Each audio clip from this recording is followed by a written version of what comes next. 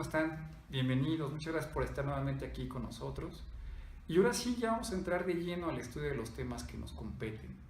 El primer tema se llama medios de control constitucional y tiene que ver cómo estos temas se relacionan con una definición muy amplia de lo que conocemos como el juicio de amparo.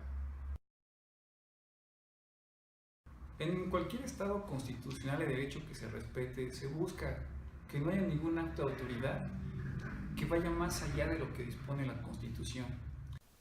Sin embargo, conscientes de que los actos de autoridad son llevados a cabo por personas, se pretende que si hay afectación a este marco constitucional, existan mecanismos que nos den la certeza de que no va a haber ningún acto que esté más allá de lo que estamos hablando. Hay dos grandes grupos de estos medios de control constitucional, los jurisdiccionales y los no jurisdiccionales. En los no jurisdiccionales no intervienen tribunales, y por citar algunos ejemplos podemos mencionar al juicio político, a la declaración de procedencia, conocido como el desafuero, a la facultad que tiene la Comisión Nacional de Derechos Humanos de investigar violaciones graves a la Constitución. Dicha facultad, recordemos que antes la tenía la Suprema Corte de Justicia. Tenemos aquella facultad que tiene el Senado para que en caso de ingobernabilidad de una entidad federativa por violaciones graves a la Constitución, se destituya a un gobernador, se nombre a uno provisional y se convoque nuevamente a elecciones. Esos son algunos ejemplos de los medios de control no jurisdiccionales.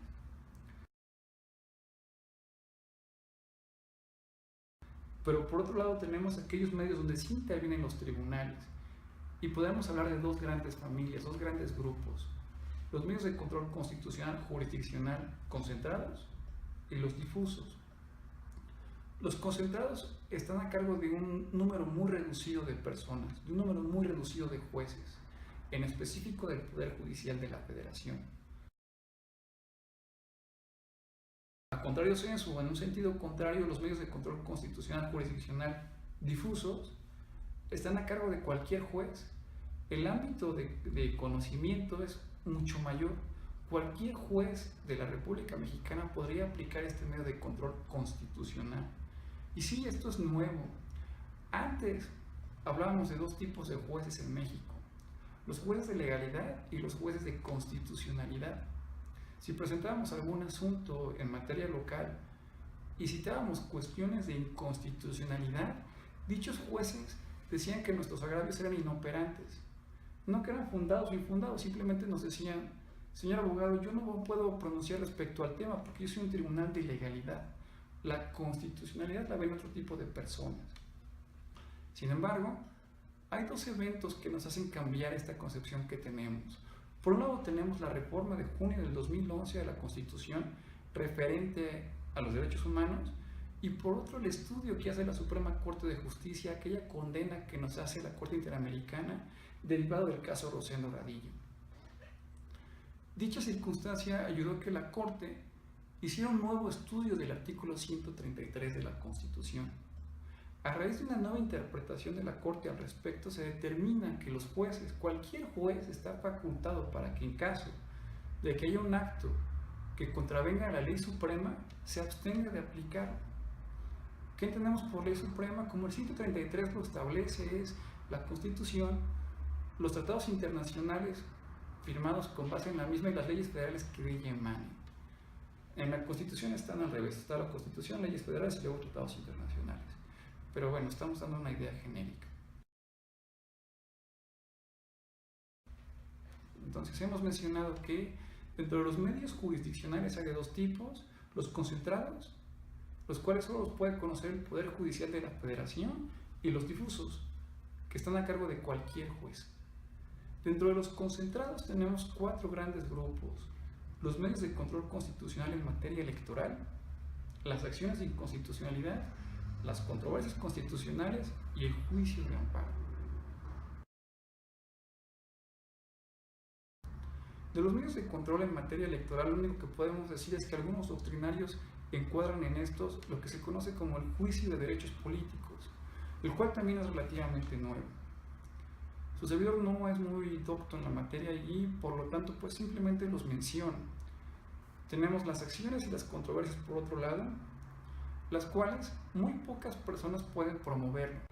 Independientemente de estos medios de los que hemos hablado, hay dos grandes características: lo concreto y lo abstracto. Lo concreto se refiere a que para poder resolver el fondo del asunto se necesita de una afectación real en la esfera jurídica del promovente. Por otro lado, el ejemplo claro para poder exponer lo que es un medio abstracto lo encontramos en las acciones de inconstitucionalidad. A través de este medio de control se busca confrontar una norma general, impersonal y abstracta con lo que dice la Constitución. Y en estos medios, como mencionábamos, quien lo promueve no necesita sufrir necesariamente en su esfera jurídica algún daño. Podemos mencionar un caso que se dio en la Ciudad de México hace algunos años, cuando se decidió reformar el tipo penal del aborto. A raíz de esta reforma legal se decidió que se iba a considerar únicamente como aborto la interrupción del embarazo después de las 12 semanas de gestación. Esta circunstancia creó mucha polémica y, entre otras cosas, se promovieron acciones, se promovieron medios de control que buscaban contrarrestar esta reforma legal. Quienes promovieron esta acción de inconstitucionalidad fue el Procurador General de la República y el presidente de la Comisión Nacional de Derechos Humanos. Ambos hombres, ambos físicamente imposibilitados de tener un aborto y tener una interrupción legal del mismo. Sin embargo, como estamos hablando de acciones de inconstitucionalidad y como estamos diciendo que aquí se pueden plantear cuestiones abstractas, la Corte pudo entrar a su estudio. Ahora bien, al momento ya hemos mencionado una serie de conceptos que quisiera retomar para poder continuar a lo que consideramos como el concepto genérico del amparo. Hemos dicho que son los medios de control constitucional, que hay jurisdiccionales y no jurisdiccionales, que entre los jurisdiccionales hablamos de los concentrados, de los difusos, que hay características que son como son lo concreto y lo abstracto. Ya contamos con los primeros elementos del concepto genérico de amparo que quiero exponerles. Hablamos de medios de control constitucional, jurisdiccionales, concentrados y concretos. Más o menos hemos tratado de explicar qué consiste uno de ellos. El medio de control busca que no haya ningún acto de autoridad que esté por encima de la Constitución. En los jurisdiccionales intervienen los tribunales. En los concentrados, el Poder Judicial de la Federación. Y en los concretos, se busca que haya una afectación real en la esfera jurídica del promovente. Como ven, ya tenemos casi la mitad de nuestro concepto. Sin embargo, estas características podrían aplicar a cualquier otro medio de control constitucional. Con la salvedad de lo abstracto, pueden compartir estas características la materia electoral y las controversias constitucionales. Pero entonces, ¿qué es lo que distingue al amparo de todo lo demás?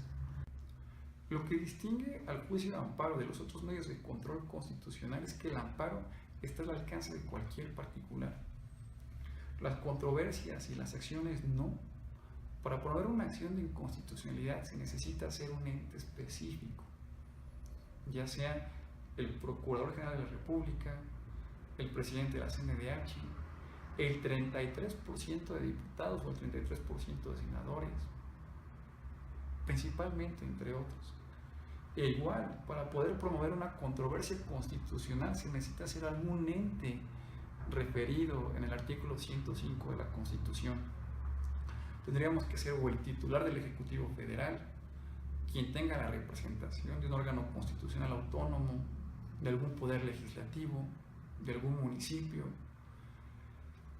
ser un gobernador o un jefe de gobierno, etc. Como vemos, estos medios de control, tanto controversias como acciones, no están al alcance de cualquiera, y el juicio de amparo sí. Quizá por eso es lo bello de este tipo de medio de control constitucional, que está al alcance de cualquier particular. Concatenando lo que ya vimos anteriormente, me gustaría dar las características específicas que hacen diferente el juicio de amparo de lo demás. El juicio de amparo lo puede promover cualquier particular en contra de un acto de autoridad. Y si no desconocemos que la ley de amparo reconoce la posibilidad de que personas morales oficiales se vayan al amparo, sin embargo, esa es la excepción. Posteriormente hablaré de ello. También reconocemos que no solo procede contra actos de autoridad, sino con El artículo 5 contempla que hay actos de particulares equiparables a los de autoridad, pero hoy, febrero del 2016, también sigue siendo una excepción. Como mencioné al principio de este video, estamos dando características generales. ¿Para qué? Para que después de esto podamos contar con algunos elementos que nos acerquen más a la realidad de nuestro juicio de amparo. ¿Y qué se alega en este medio de control constitucional? Se alega que dicho acto de autoridad está contraviniendo algún derecho. Y ojo, no estamos hablando que este derecho tenga que tener necesariamente un apellido. No estamos diciendo que es un acto de autoridad en contra de un derecho humano, de un derecho constitucional, de un derecho fundamental. Simplemente lo acotamos a derecho. Basta que el acto de autoridad viola algún derecho reconocido, no necesariamente en la Constitución, puede ser un derecho implícito en alguna ley, algún reglamento, alguna circular con carácter general, etcétera. ¿Para qué?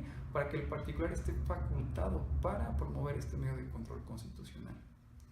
Dicho lo anterior, pongo a su consideración estos elementos con los cuales tenemos una idea más o menos clara de lo que deberíamos entender o de lo que podemos entender como amparo. El amparo es un medio de control constitucional, jurisdiccional, concentrado y concreto. Y este medio está al alcance de cualquier particular para combatir un acto de autoridad en el cual yo estoy alegando que dicho acto de autoridad me está violando algún derecho.